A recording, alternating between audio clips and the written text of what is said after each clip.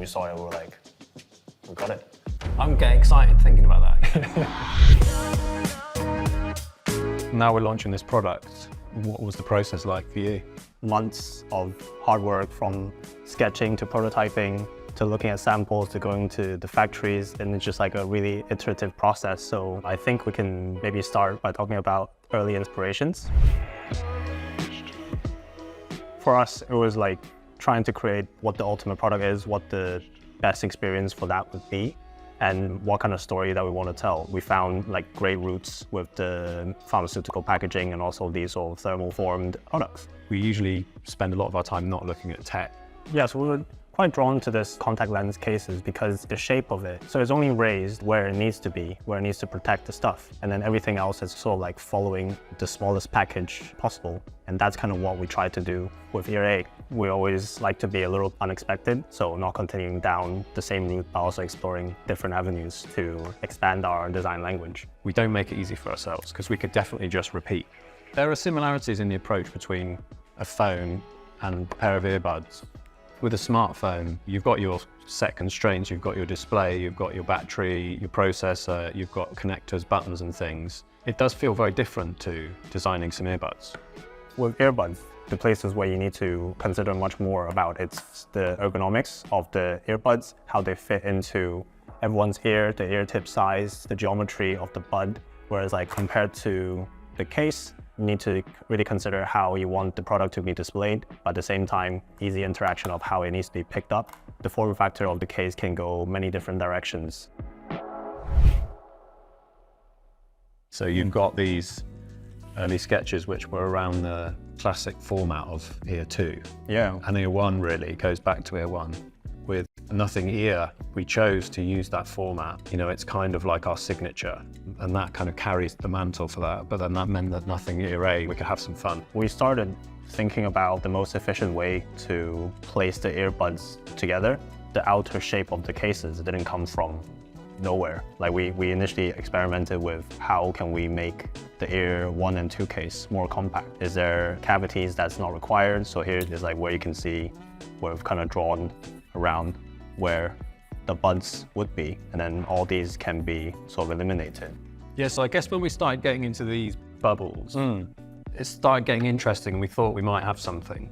Once we've kind of given ourselves that sort of direction to follow, then everything kind of came very naturally. It kind of lends itself very well that you need sort of like 2 additional spaces underside for the earbuds, but it means that underneath it, you have the space for the battery. And on either 2 sides where the earbuds aren't there, it could lead to where the connection button is and some sort of indication. So that sort of like very quickly help us form this very geometric, slightly adjusted ratio compared to Ear 2. Is this really big, or have I just got really small hands? We did those just to check the geometry of the earbuds. Yeah, just to make sure that there's no funny edges. Because sometimes like when you look at something at this sort of size, it can look quite good, but as soon as you blow it up, you always see the additional details that you might have missed. We also used our old ear. I guess I remember just before we got to this, and we still weren't quite happy and we really needed to kind of lock it down. Neither of us could live with it. I mean, actually lose a bit of sleep because it doesn't feel quite right. Do you remember when this happened? It was like late one night, I was just about to go and we started playing around with different lids and different bottoms. And at one point, someone machined a top that was very close to this. And we just put it on one of our old prototypes. Did some renders of that, basically just cut and shut everything together so it was like all messy. And when we saw it, we were like, we got it.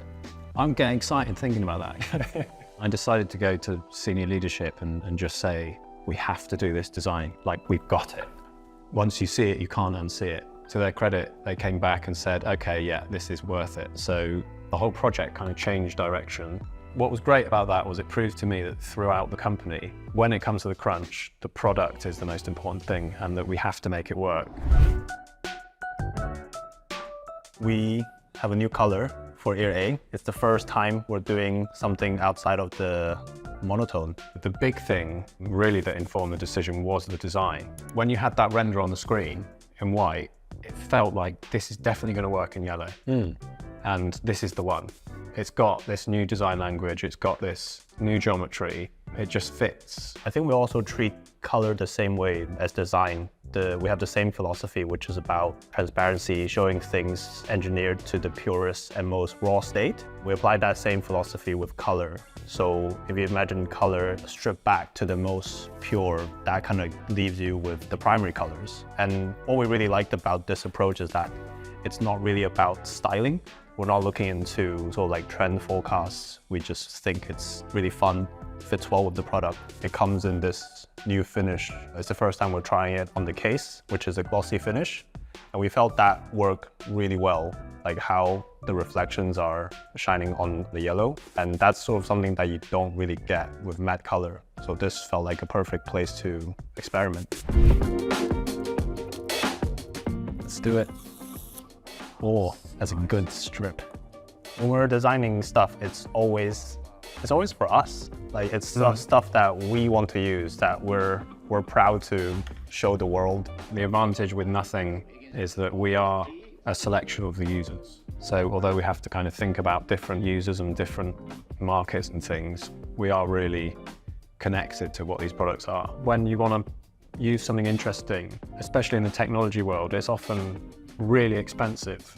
And not everyone could get the chance to use that. This is really important, like with a product like this, that people that want something different and want something expressive don't have to spend hundreds of dollars. And we kept the best technology in there so that everyone has access to these new Nothing ERAs. Lessons for budding designers from this project: if you're not happy, it doesn't feel right, keep going. Even if you're running out of time, or if it's at uni and it doesn't count for many marks, ignore all that and try and make it as good as you can, and don't stop until you're kind of happy. Someone drew a comparison of this geometry to they thought people might be offended by the... We quite like the idea that it looked like Some people thought the both winners. Yeah, I don't know. If we ever launch it, we can have a vote to see